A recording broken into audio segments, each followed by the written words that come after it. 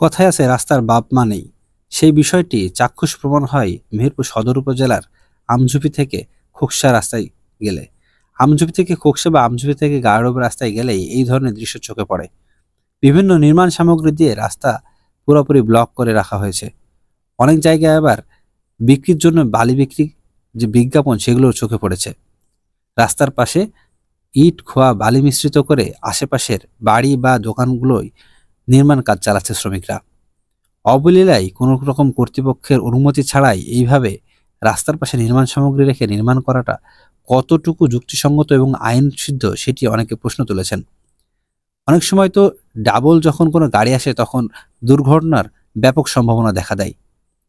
অনেকে রাস্তার পাশেই ইট দিয়ে ইট ভাঙা মেশিন দিয়েই ইট ভাঙতে দেখা গিয়েছে।